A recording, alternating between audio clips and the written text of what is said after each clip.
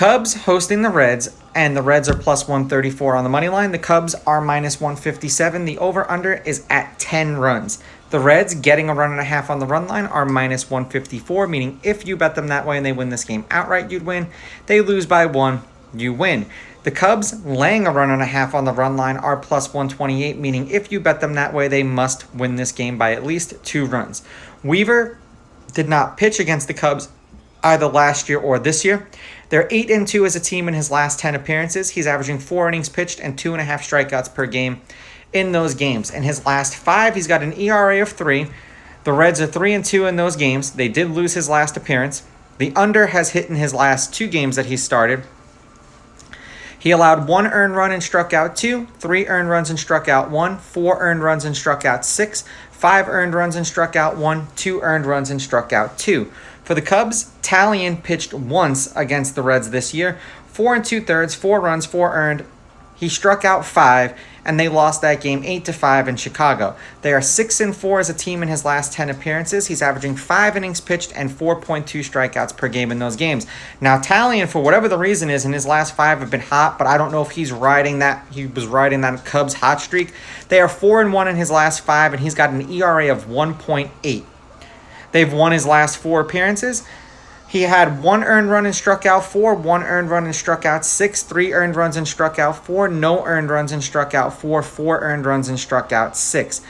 Head-to-head, the home team is on a 2-game winning streak, although the road team is on 6-4. The Cubs are on a 2-game winning streak. The Reds are 6-4 against them. The favorites on a 2-game winning streak, although the underdog, you guessed it, is 6-4 on the money line.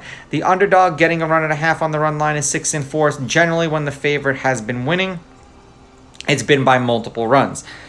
There have been 3 one-run games in their last 10 meetings. The over has hit in their last 9 meetings. The over is 9-1 in their last 10, and the over 10 is 8-2 in their last 10 games.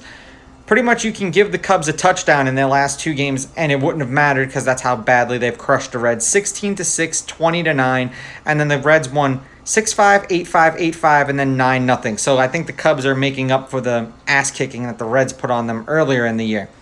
Now, the Reds are 5-5 in their last 10. They're obviously on a 2-game losing streak, and they are 2-2 in their last 4. Beating the Cubs 6-5, beating the Dodgers 9-0, then beating the Cubs 6-5, and then dropping the next 2 20-9 and 16-6 of like, wow, what an embarrassment.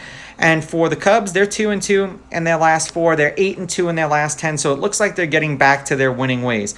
Losing 3-0 to the Cardinals, then 6-5 to the Reds, then crushing the Reds 20-9 and 16-6. I think Weaver's a good pitcher. I don't want to say that I can't see this game going over, but just by the way that there's been a ton of runs being scored in all of these games, the over almost seems like guaranteed. Cubs with the money line, Cubs laying the runs, and I'm going over. These are just my picks. If you disagree, please go with your gut, and please bet responsibly.